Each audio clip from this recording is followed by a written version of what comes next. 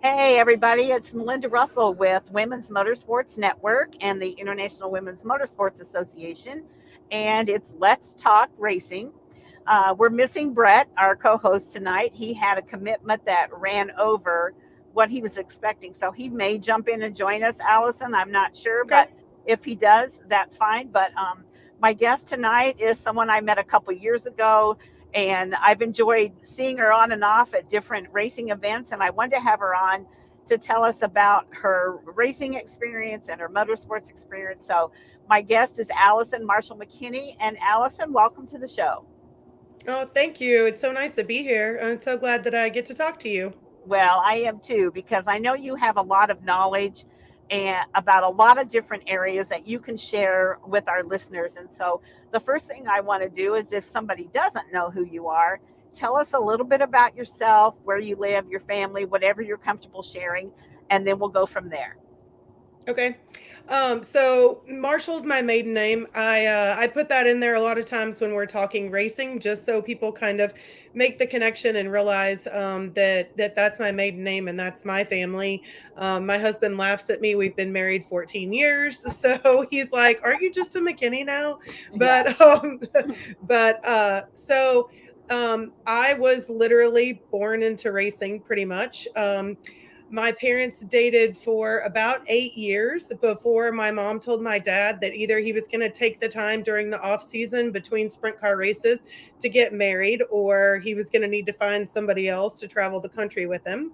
So I was born in January, and about 2 weeks later, I was in a motorhome with my mom and dad pulling the open trailer behind us on the way to East Bay for the first sprint car races of the year in Florida.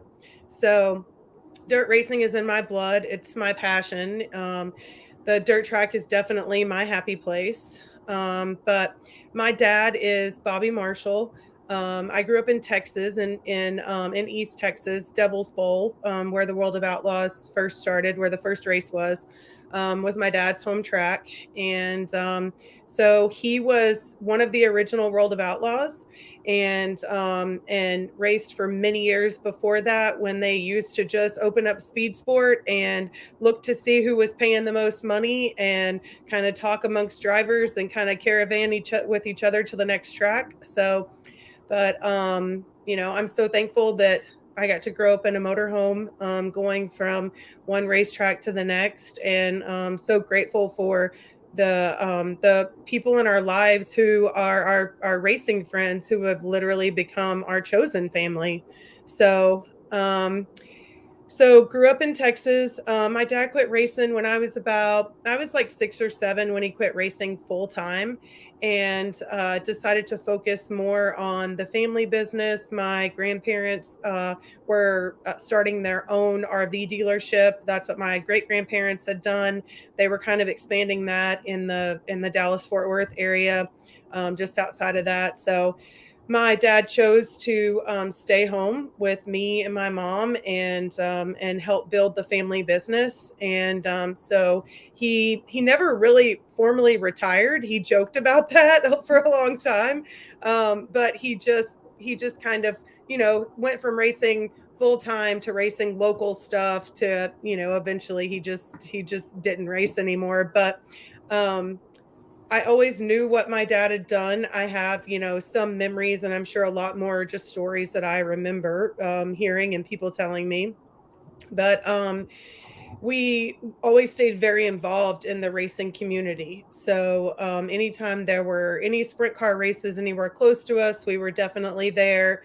My dad stayed in touch with a lot of his friends that went on to run other forms of racing. So he stayed in touch with like Kenny Schrader, was a good friend of his. And so the first NASCAR race that I ever went to was Talladega when I was 13 years old. My mom, dad, and I took a motor home from the dealership and drove over to Talladega and met Kenny Schrader outside. And he said, "Well, follow me in and park next to us."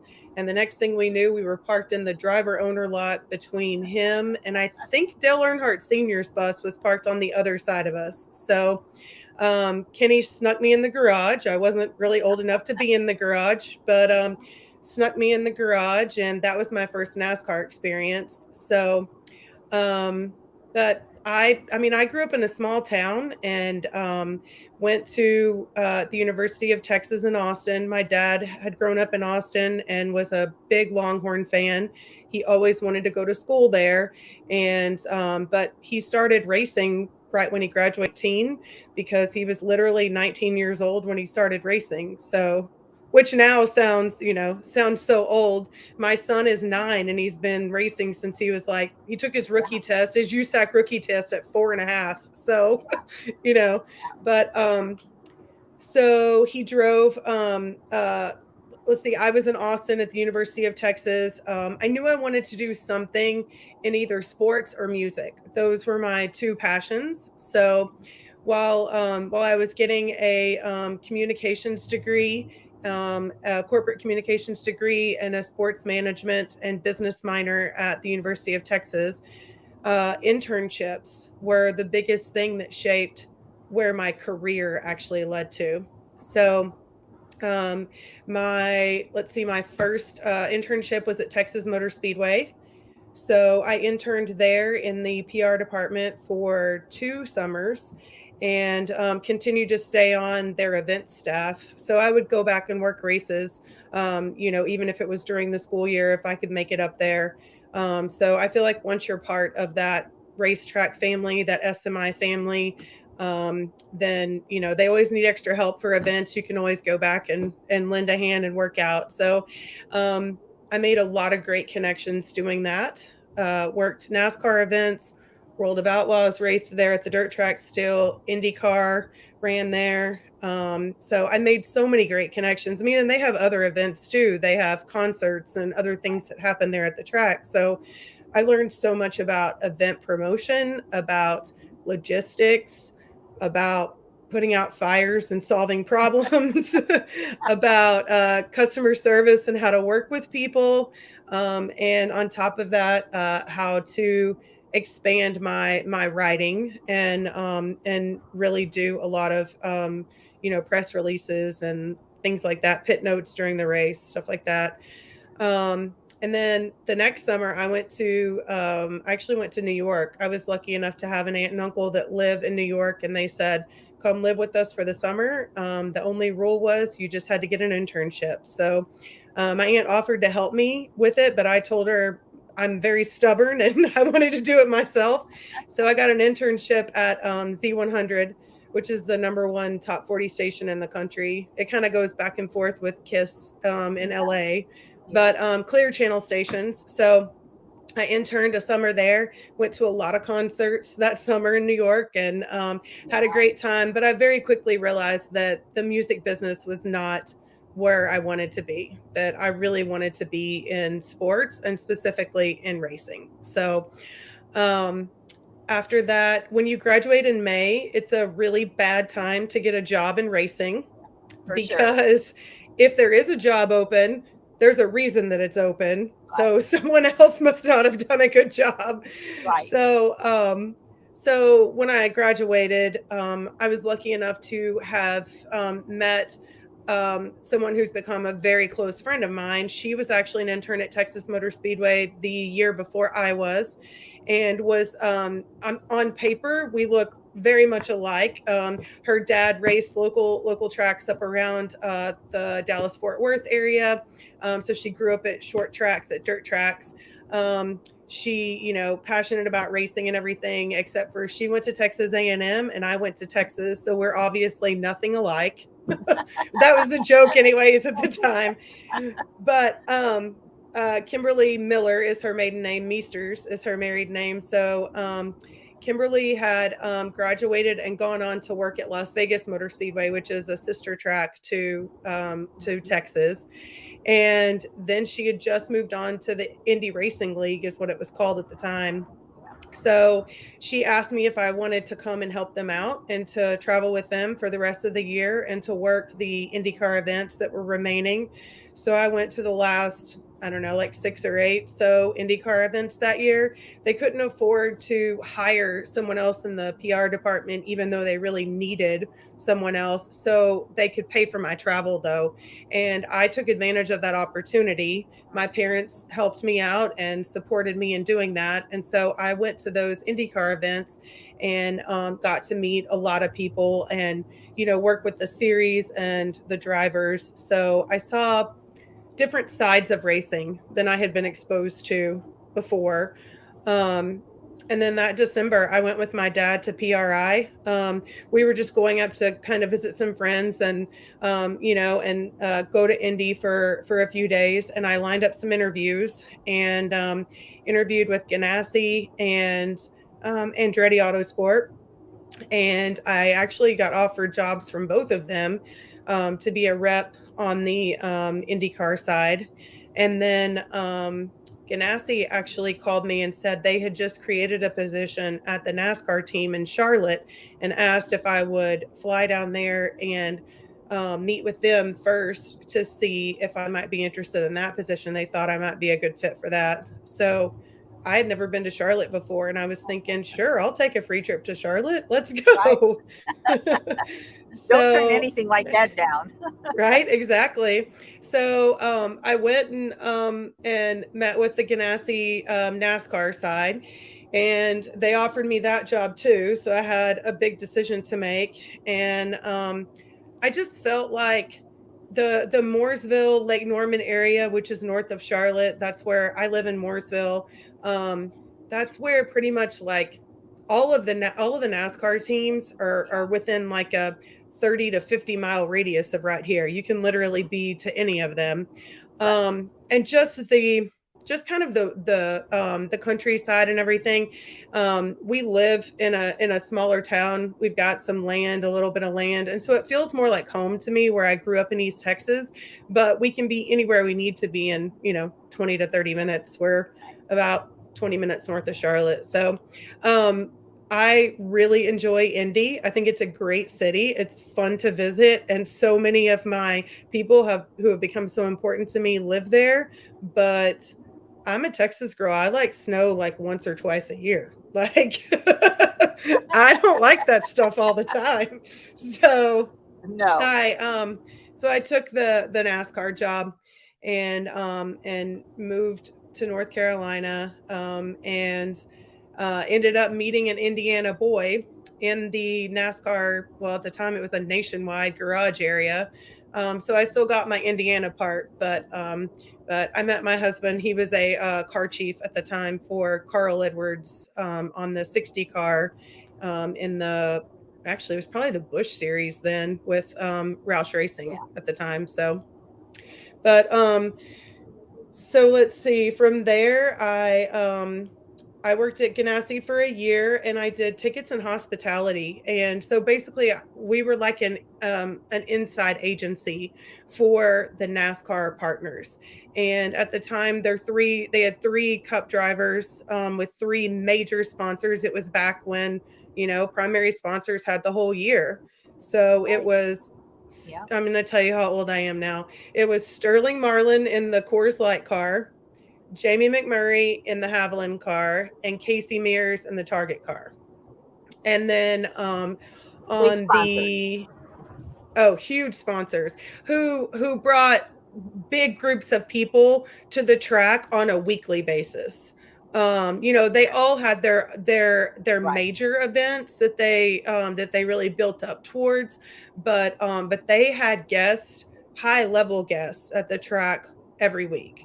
So what I did was I secured all of the tickets, the suites, the pit passes, the hotels, the dinner reservations, the transportation to and from the hotel. I mean, back then they planned nothing. I mean, we picked them up at the airport and took them through the whole weekend until we took them back to the airport. So Wow. that was a lot of really good experience very quickly. I mean, having to be just very organized, very detail oriented, and really learn to build your connections because it never fails. You always have to ask a favor because you need an extra credential or you need Sure. an extra sweet pass or. Yeah. So a lot of those track connections came in, very handy then. And I made a lot of connections really quickly. And then actually coincidentally at that time, it was still the Bush series. It was right at the end of it being called the Bush series. And Ganassi had a car that was kind of split between drivers and like the development drivers. And Brian Clausen was one of the drivers. And he was just there for the very beginning of me working there. And then he made the decision to go back to Indiana and focus on sprint car racing again. But it was Brian and Dario Franchitti came down for a little while and ran some races, and Reed Sorensen. And so we had, I got to work with a lot of drivers, but not in the way that I wanted to work with them. I really wanted to be at the racetrack, in the garage area, on pit road, working with drivers. So being outside in hospitality or being in a suite, as nice as it is, I wanted to be in the middle of it while I could. So the next year I transitioned over to Braun Racing, and my driver was Shane Meal, who was a very up and coming talent, super, super talented driver. His dad, Steve Meal, ran Dale Earnhardt Incorporated at the time. So he came from a major racing pedigree. But Shane had a lot of problems. He was one of the first drivers to get suspended for drug use, for testing positive, like when the NFL put in the drug policy and then NASCAR kind of started following along. Shane was one of the first like 2 or 3 drivers that got suspended. So I very quickly learned crisis communication and how to handle a situation at the racetrack. So we were in Dover, Delaware, and I had gone to the car, and he got in the car. I strapped it, like he got all strapped in, like they put the window net up. I took his hat, his sunglasses. I went back to the race hauler to get my radio. And the next thing I know, I turn around and NASCAR officials are telling him to get out of the car. And his test had come back from weeks prior. So that team, we raced through the end of the year, and I worked with David Stremme and some other really great drivers. Jason Leffler, in fact, had come from Gibbs, from the Gibbs situation, and came over and raced for us. So Jason is actually, he and I had a lot of friends in common. We didn't know each other specifically, but we had lots of friends in common from the dirt racing world. So we talked a lot about what he wished he knew, what he wished he had done differently, from coming from that side of racing to a very formal, red tape, big sponsor oriented side of NASCAR racing. And he got let go from the Gibbs ride and the FedEx sponsorship like not long after that. And Jason and I were talking in the race hauler one day, and I said, you know what? I said, I want to keep things like this from happening to other drivers, to other friends of ours who come from the same style of racing that we do. So I said, my goal is I'm going to work in every aspect of NASCAR, of this side of the sport, that I possibly can. I'm going to learn as much as I can. And at some point, I'm going to open up my own management and marketing company where I can keep those types of things from happening to other, young potential drivers and other people in the sport too.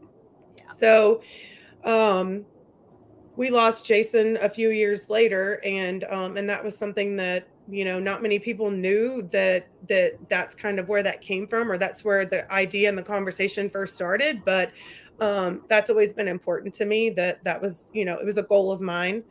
So after I left Braun was kind of just after Shane got in trouble. Braun kept racing, but they weren't as big as they were before. And so Kenny Wallace came to me and asked me if I would come and do his PR and be his business manager.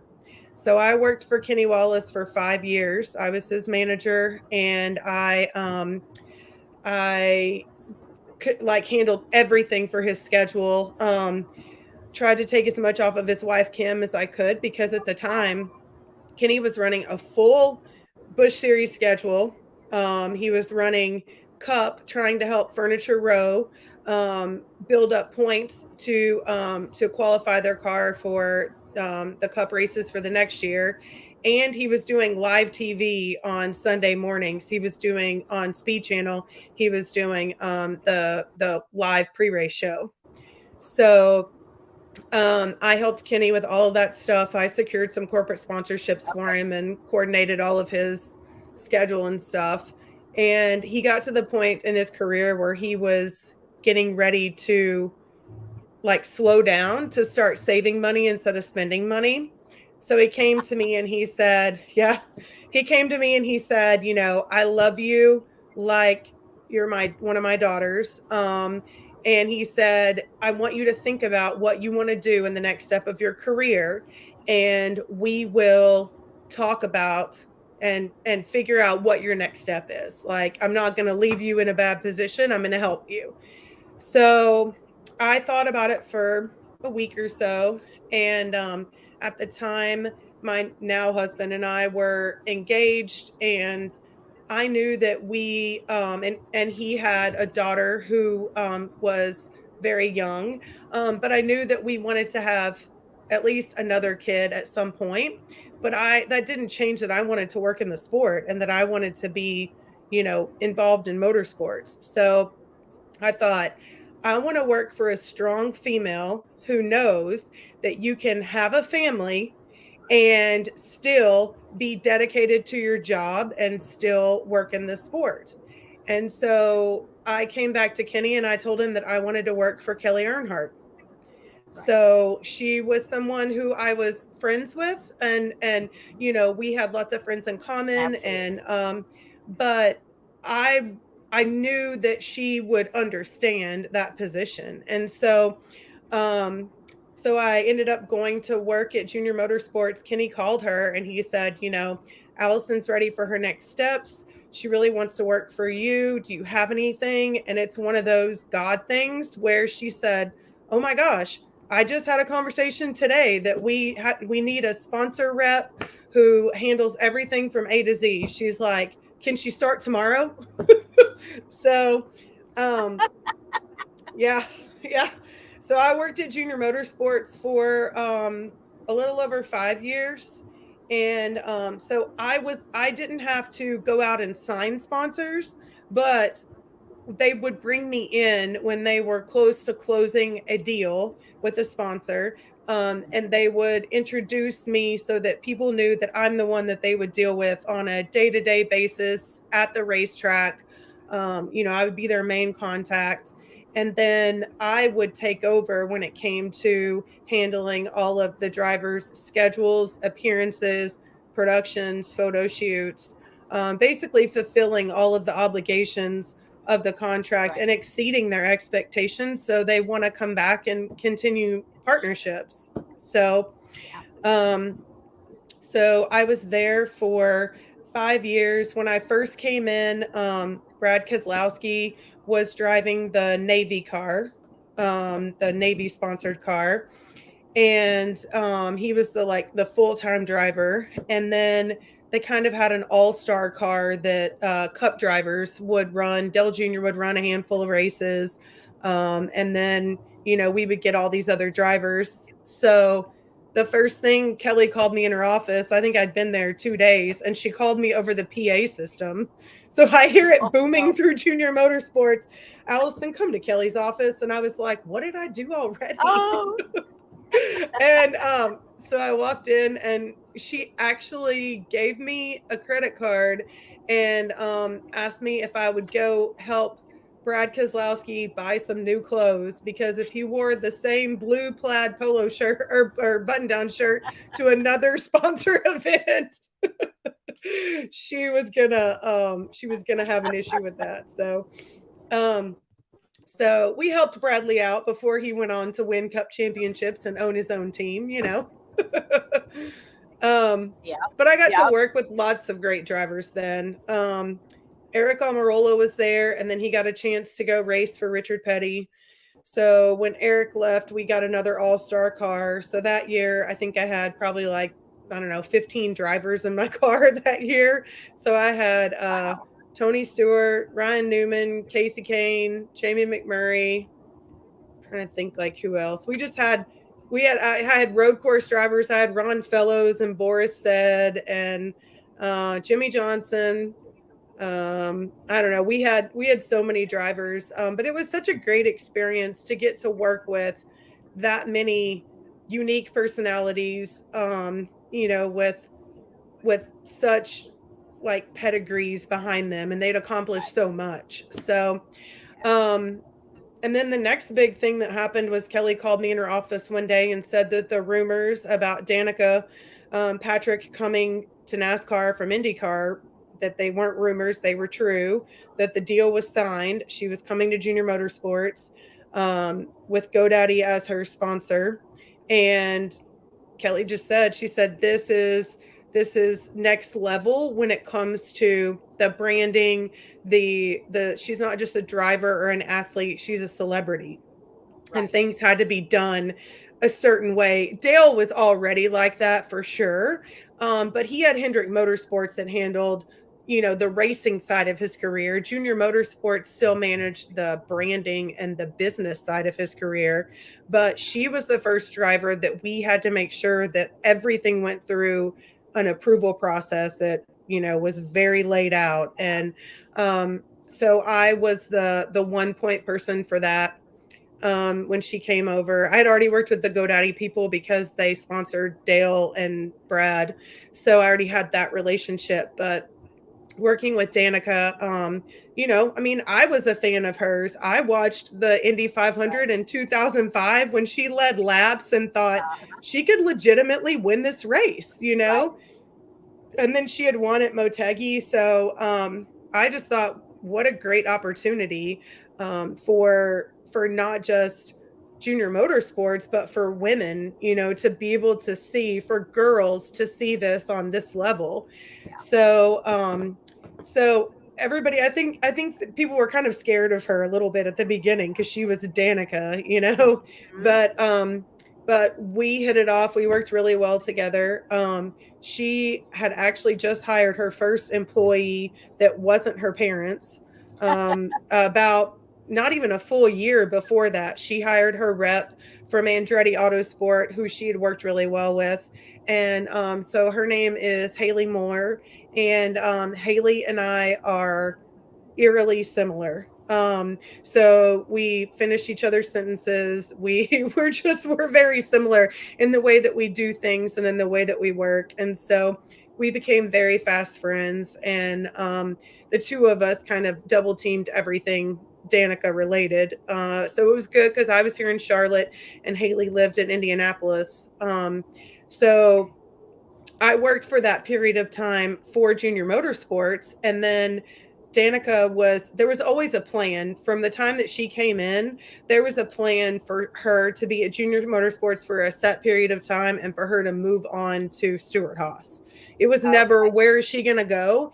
It was already predetermined. Tony was very involved with helping her, trying to decide what she wanted to do. And so they knew that year she was coming to Stewart-Haas with the GoDaddy money, and it was very laid out. So Okay.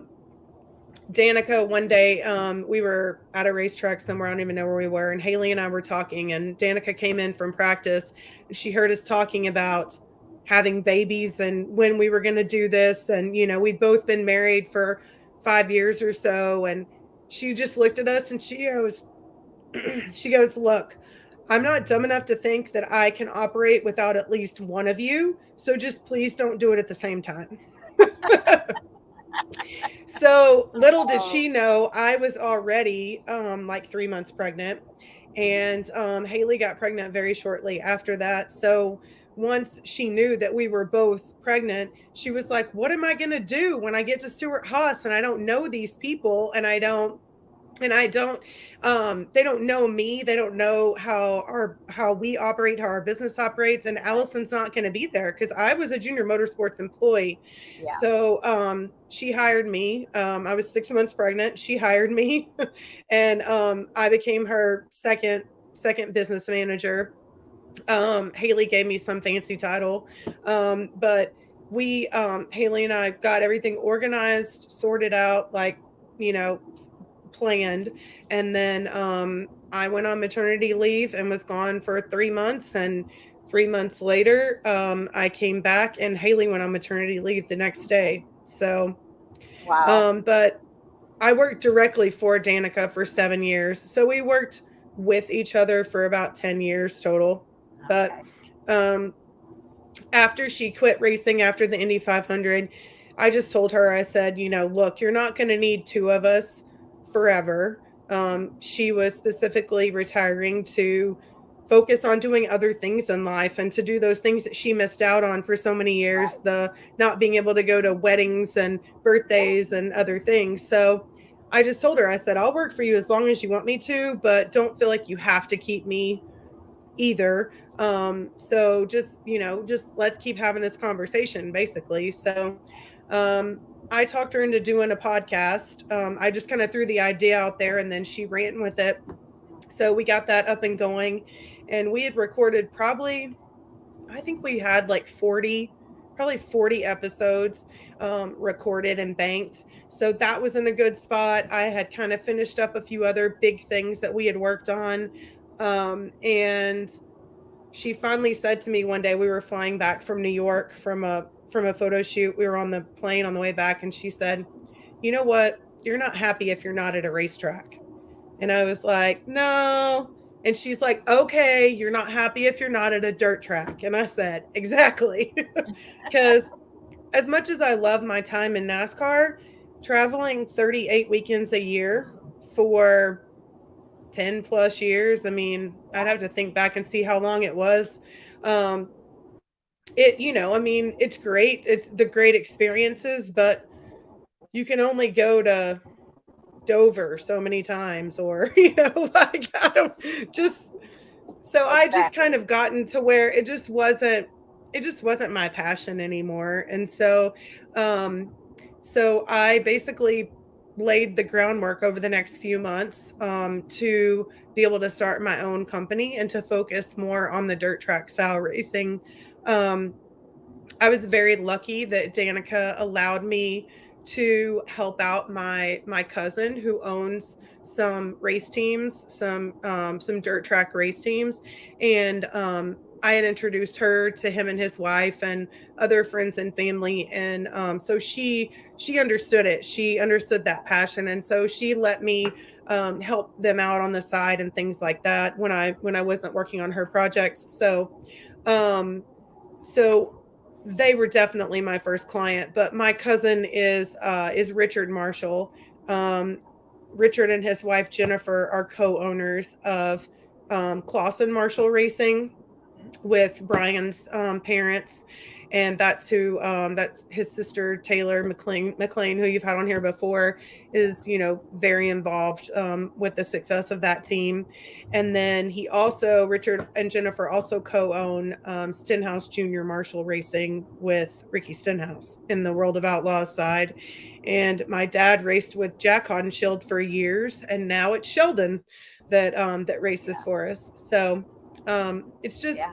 it's cool how all of those things kind of come full circle, you know, and those people who are Absolutely. so important in your life, you know, come back around, especially in racing. I think you learn very quickly that the racing family is just a much bigger version of your chosen family. So, Yeah. but I work with Absolutely. both of them, and then I do some other things here and there as far as like I pick and choose the NASCAR stuff that I want to do. I turn down more of it than I commit to, because it just depends on what it is. But Ryan Newman has become a close friend of mine, and connected him with Richard. That's how Ryan started running more of the dirt races, ran Chili Bowl, has now run, BC 39. He's now represents Driven to Save Lives, with Taylor's program, and the Indiana Donor Network.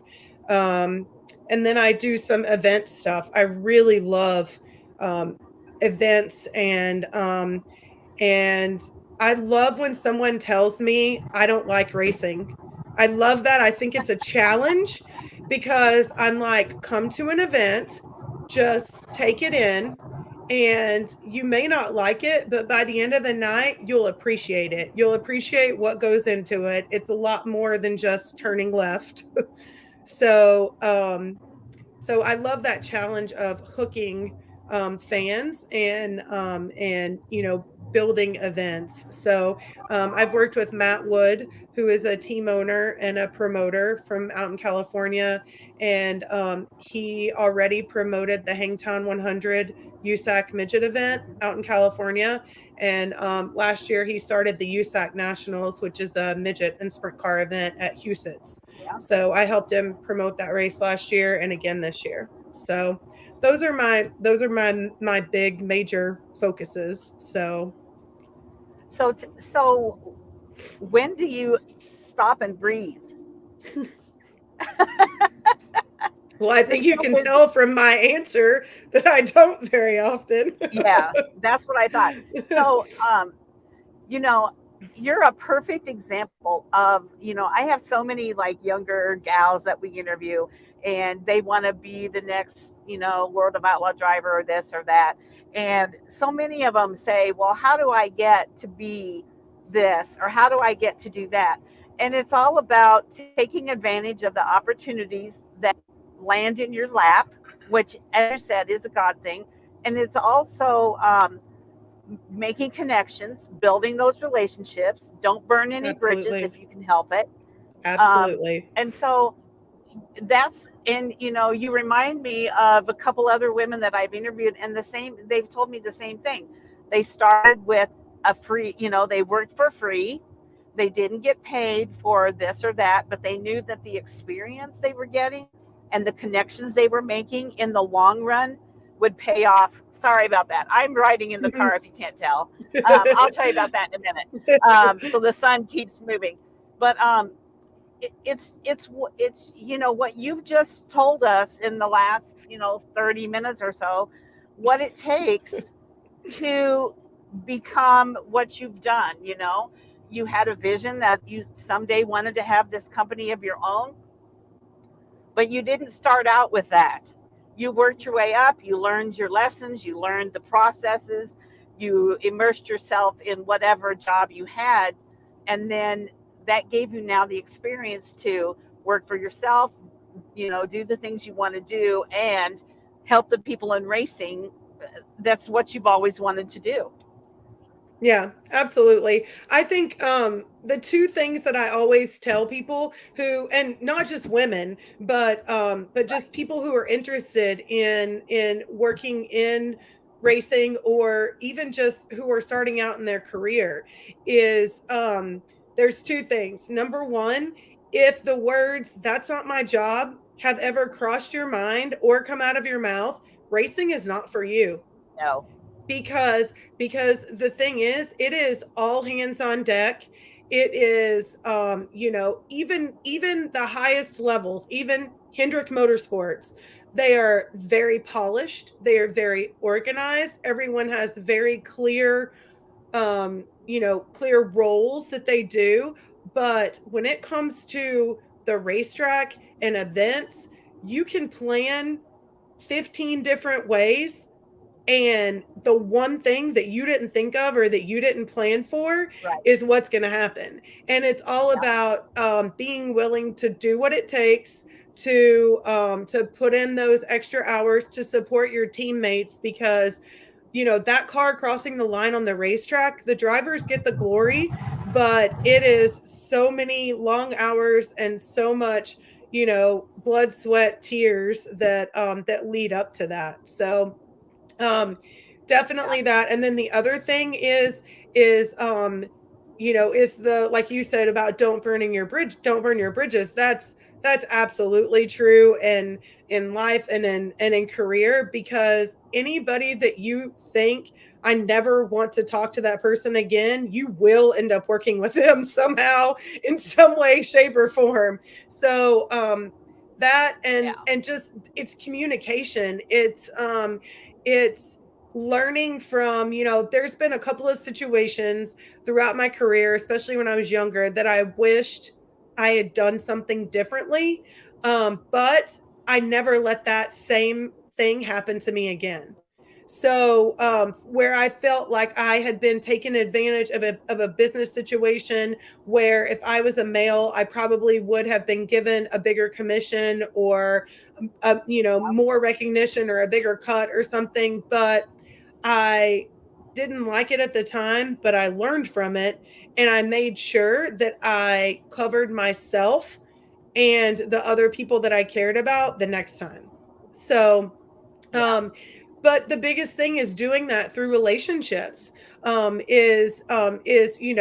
Is you and I met, but we didn't have to stay in contact. But we've both taken that upon ourselves at different times to reach out to each other, Right. or to make sure if we are in the same place Yeah. that we get to visit and catch up for a few minutes. And I Yeah. feel like if I had a question or needed something from you that I thought you might be able to direct me on, I can give you a call and vice versa. So Absolutely. Yeah. always ask for that card, always ask for that contact Yeah. information, or make that connection on social media, because I've had conversations with a few people about when I was starting my own company and trying to decide, how do you put a price on what you do on your time. That's very hard.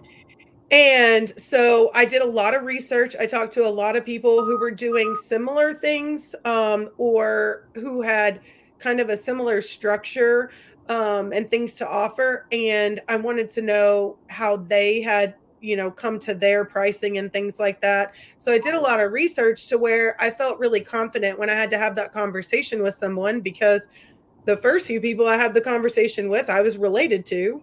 So, um, you know, and anybody that knows who Richard Marshall is, or has seen his name and the impact that he's made on racing over the last few years.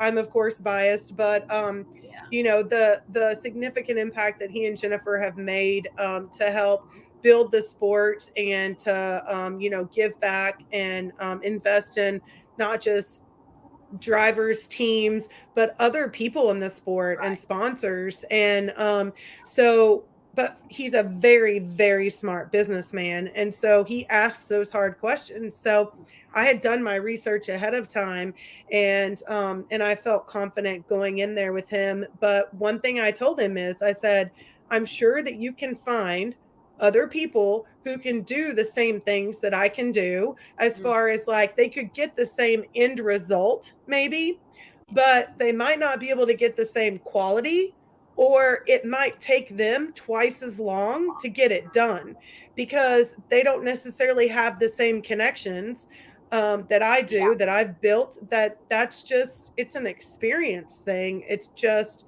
Yeah. you know, over the years. And so I'm very proud to say that I can pick up the phone and I can call, email, text any driver, there's not anybody I can think of off the top of my head Mhm. who wouldn't call me back, who wouldn't answer my phone call, who wouldn't, pass me on to the right person. So Right. I may not already have that person's number or direct relationship, but I guarantee you 6 degrees of separation, I got somebody that can get there faster than 6 degrees. So Yeah. Absolutely. And I don't care what industry you're in, what job you're in. To me, it is all about the relationships. And you know, absolutely. I, I've said this more than once, and if anybody's listened to any of my podcasts, they've heard this before. But if motorsports left us tomorrow and there was no motorsports, we still have so many friends, acquaintances, connections that nobody can take away from us. And to Absolutely. me, that is so much more beneficial, so much more important to me than if I get get my hard card back, because I've been trying to get the damn thing back. And Oh no. I don't have enough clout. I don't work for NBC, see, so it's very hard. But when You're gonna have to tell me more about this. I Maybe I will, can help you. there I will, because you know, um, I want access, and in the past I had access in the garage to talk to women and interview Hmm. them and things. And if you don't have the hard card to get the access, there's Yeah, no point in me flying to Vegas and buy a ticket to sit in the stands, because it does me no good. And absolutely. so, and the gal that I talked to at NASCAR couldn't have been any nicer, and her hands were tied. So yes, I'm gonna have you see what you Yeah, can do. let's talk about that offline. I'd like Yeah, to we know if I will. can help you with that. But it's really, my dad used to say, it's not what you know, it's who you know, and he used to It's always laugh. But absolutely. it is so true. And you know and that's something that I stress to these young women that I talk to, or I interview for the magazine or whatever, is meet as many people as you can, put yourself out there. You have to promote yourself, you have to set up your brand, you have to do all those things. And I've had little girls that are 7, 8, 9 years old that absolutely get it.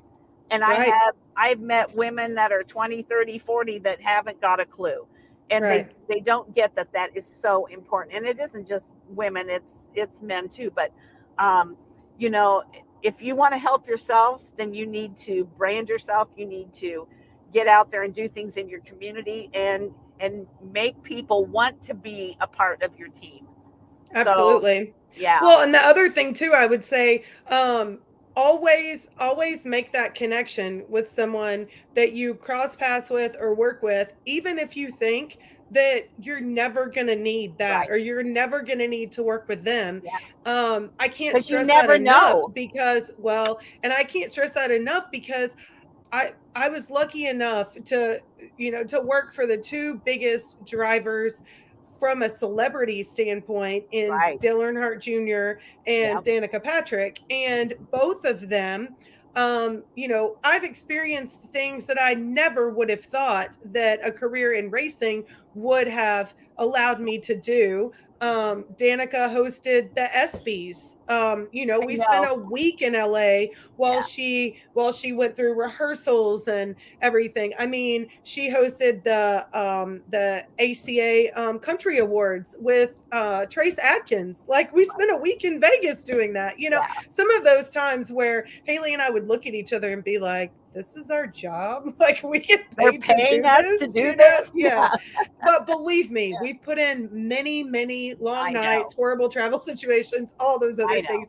Those are the cherries on top. But Yeah. there's so many people that I connected with through those experiences from a more like entertainment side of things, from a maybe the broadcasting, the TV side, the media side of things, that you think, I'm never going to see this music reporter ever again.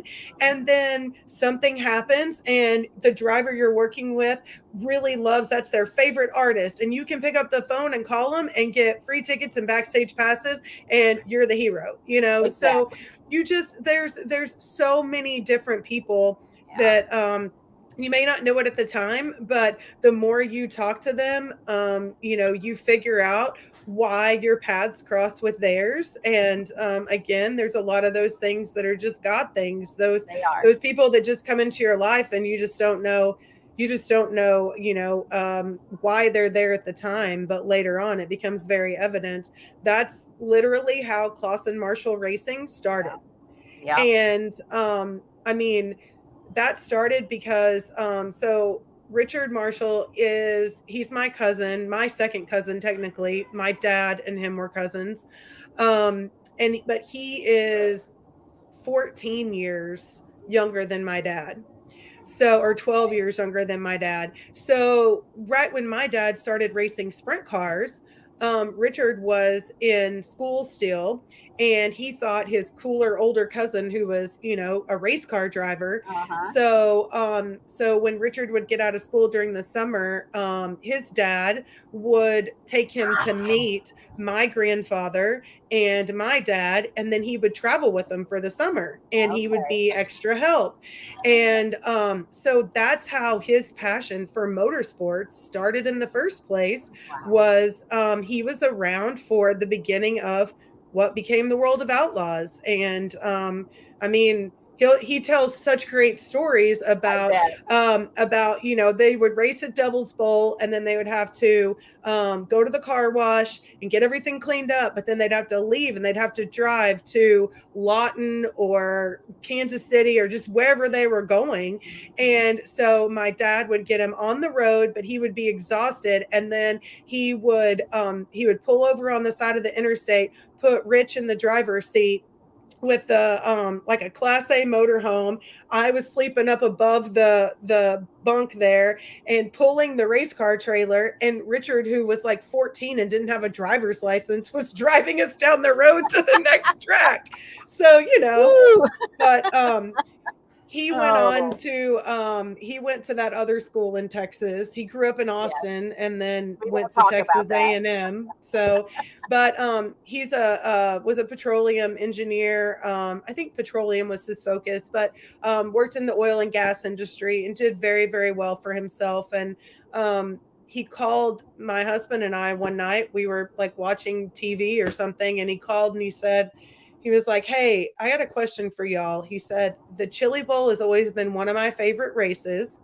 He and Jennifer they were dating at the time. They weren't even married yet. And he said, "I want to take Jennifer to the Chili Bowl this year, and I want to have a dog in the fight. I just want to have somebody to cheer for. So do you know somebody that I could sponsor, that I could help out with?" And so my husband Ryan and I looked at each other, and I said, "What about Ricky?"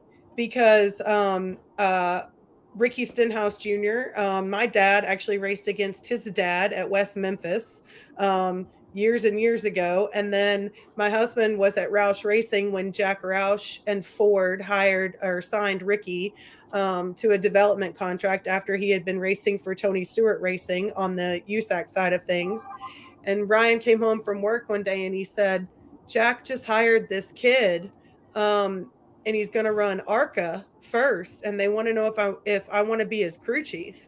And at that time in the NASCAR world, to go from being a Busch Series crew chief in line to hopefully become a Busch Series car chief in line to be a crew chief, um, in order to, we lost Melinda.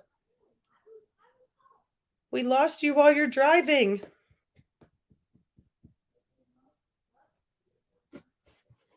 Let's wait and see if she comes back.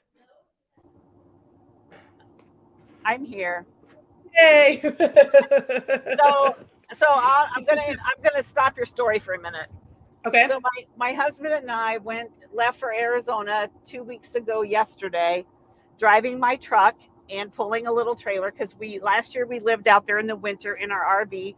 This year Yep. we're not going to do that, but we had left some stuff there. I have two daughters out there and grandbabies, and so Mhm. I we went out there but yesterday we left Arizona and we went to there we go. We went to El Paso, Texas, where my oldest granddaughter lives, and spent the night because she had a baby in March, Oh. and I hadn't seen the baby, so it's my 15th Oh my grandchild. Even though gosh. she's a great, I know she's Oh, a great. great Okay, she's a grandchild. great, but yes. I actually have two greats, but I don't usually tell people that. I just Mhm. call them my grandchildren. Mhm. Yep. And so we're driving. We've been driving since 7:30 this morning. My husband's driving, and I have my phone, for the internet.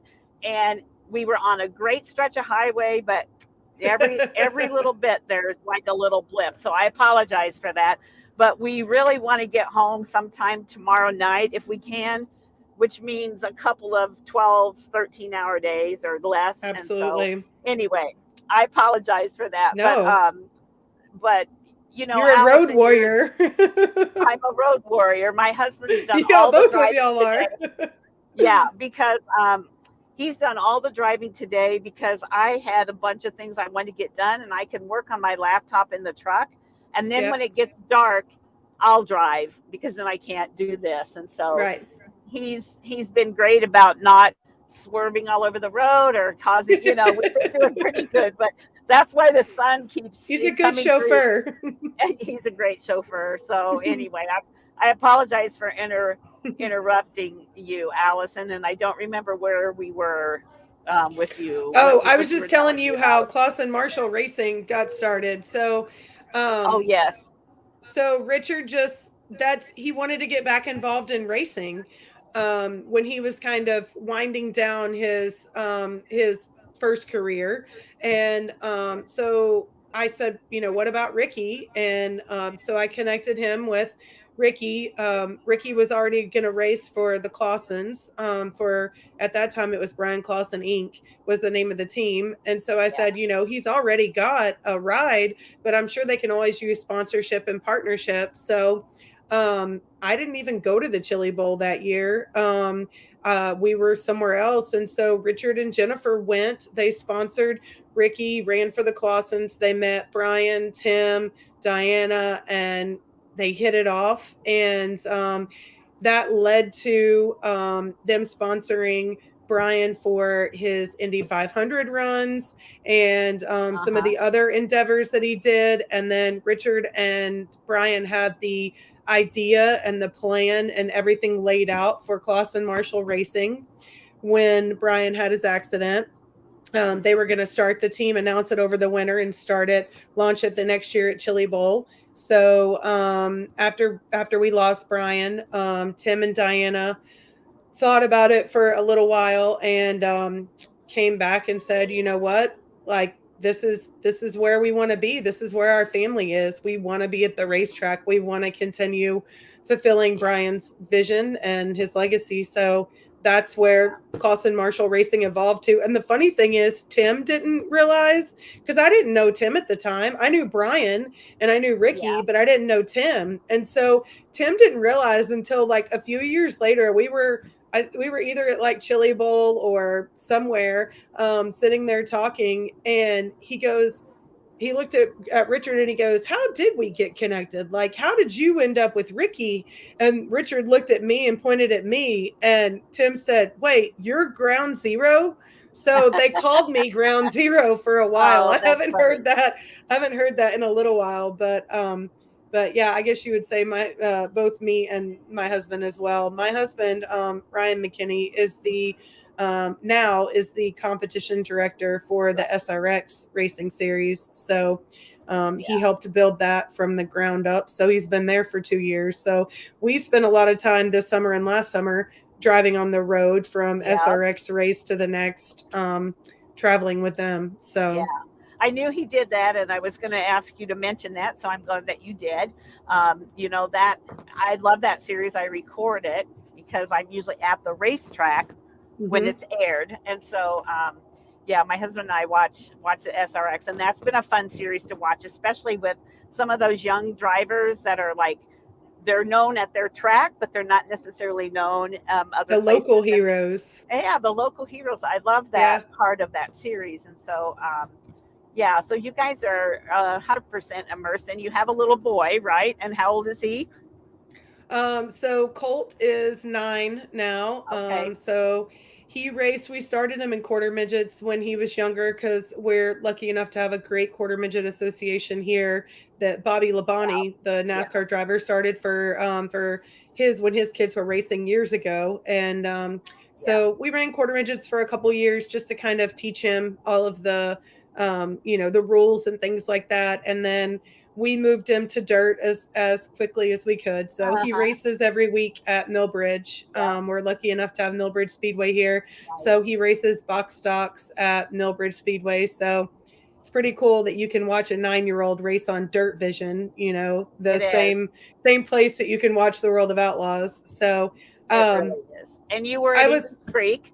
I saw I you was. I there. was hoping I saw Brett and I thought he looks familiar. And it's one of Yeah, those things where you're in a different place and you can't figure right. out how you know that person. Yeah, But yeah, I would love to I know that I've said hi to him before, but I would love yeah. to connect with him You and his absolutely daughter. should. Maybe at some point they'll come Yeah, down and let her race at Millbridge yeah, and we could definitely we could definitely help them out and talk more with yeah. them We'll get too. you connected because he's absolutely a wonderful guy, and he knows so much about. I'm learning about dirt, but I'm my racing has basically been in the last 25 years in the Michigan area, and it's asphalt. It's Absolutely. Hartford Yeah. is really the closest dirt track that we Right. have, and it's a couple hours for me. Whereas the asphalt tracks, I have one that's 15 minutes one way where my granddaughter races. It's 15 or 20 minutes another way. It's Berlin, it's Angola. I mean, they're all, within an hour I could go to probably Yeah. 5 different tracks. And so I'm so spoiled and then I talk to women or girls whose parents drive them 2, 3, 4 hours, and Absolutely. it's just crazy. But, when you've got that passion, nothing is going to stop you from getting to the racetrack. Absolutely. Yeah. Yeah. So my daughter is 17. She's a senior in high school now. And the funny thing is, she doesn't care anything about racing. She's Yeah. grown up in Mooresville, North Carolina her whole life. But, Mhm. when she was younger, when she was more Colt's age, we were full time NASCAR, gone Thursday through Saturday.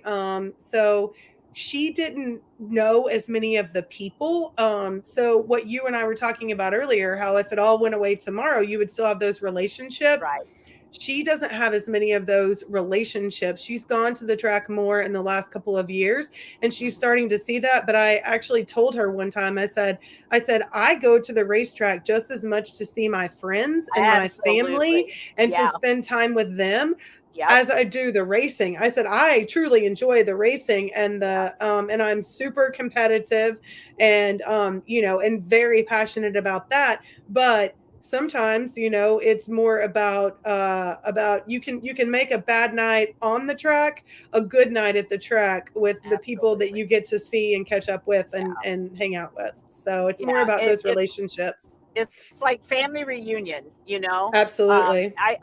I've met so many people, and especially like when I've interviewed them, but I haven't met them in person. And then when I do meet them in person, it's like we're old friends, Yeah. big hugs and everything. And I've never actually met them in person, but just because we did the interview, we stay in touch. We I do a lot of social media promotion for really thousands of women if you probably added it up, and Absolutely. that's the best part. It's the absolute best part.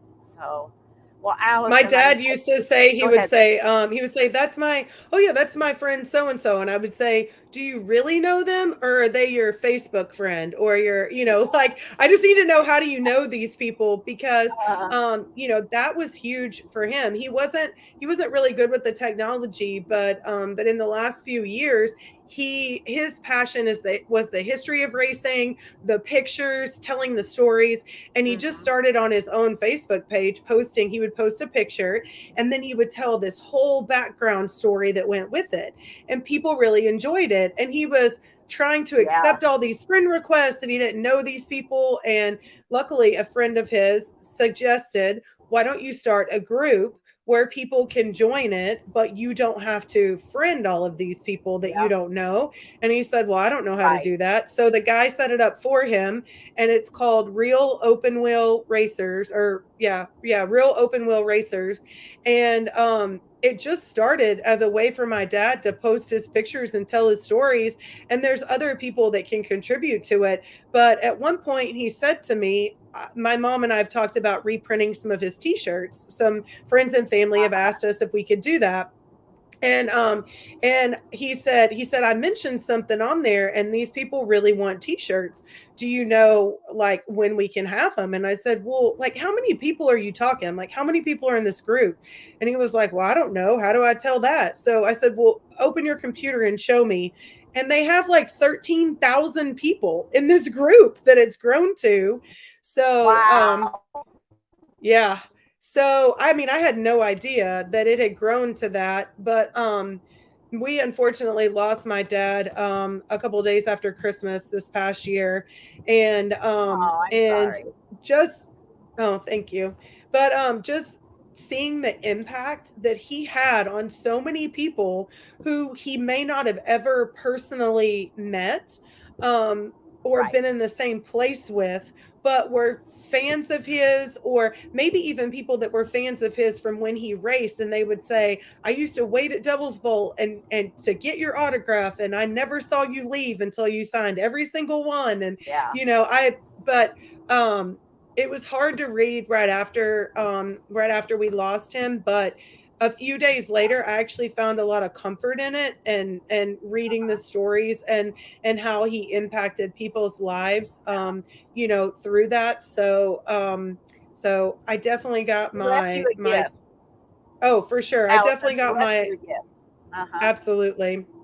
Yeah. Yeah. So we're going to try and put his posts into maybe into a book, or some way that we can preserve them, Uh-huh. and that other people can enjoy them as well. So we're working on that, but I definitely got my racing passion, my Yeah.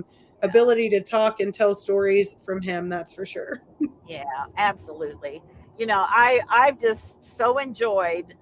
I knew some of your story, but I didn't know all of it, and I've so enjoyed sitting here listening to you. We've had a few little like internet issues, and so that have come and gone, but the overall things that you shared have just been amazing, and I could sit and talk to you for hours, I think, because you do have a lot of good stories. But I don't want to take up too much of your evening, because I know you do have a family, and that we try to be respectful of your time. But um, I just want you to know how much I appreciate you coming on the show. And why don't you tell the listeners how they can find your business, and if they want to know more about how you could help them. Yeah.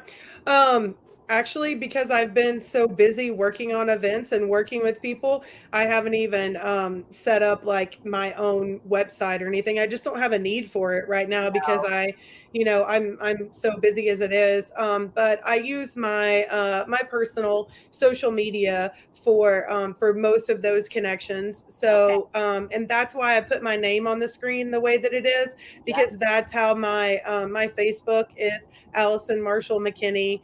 And then my Twitter and my Instagram is AliMac, ALIMAC 1924. That's my Okay. or AliMac 19. Those are my handles. So Okay. yeah, but All I right. love to hear people's stories, and we're working on printing some of my dad's t-shirts, so I'm going to Cool. put out a pre-order for that, so I'll be sharing that stuff on there.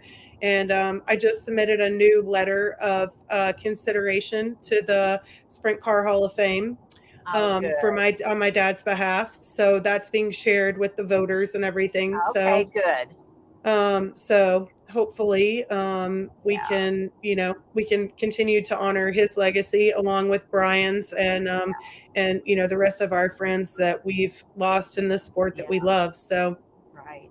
Absolutely. but thank you for everything that you are doing for Oh, women in motorsports, and bringing us all together. yeah. That's so huge. I mean, having support of other women, Yeah.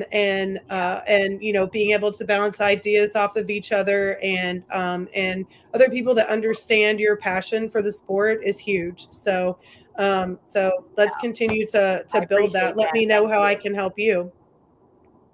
I absolutely will, because we have to help each other. That's how it works. So, well, again, just very much enjoyed having you on, Allison, and we're gonna get off here and let our listeners go about their dinner. And we haven't even had dinner because we've been driving.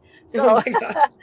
but we will stop and do something. But I love your stories. I appreciate your time, and we'll talk again. Safe travels, and All right. and I look forward to talking to you again soon. Thank you. Now, hang Bye. on until hang on. I want to talk to you for a Okay. second. Okay. All right, everybody. We'll see you next week. Thank you.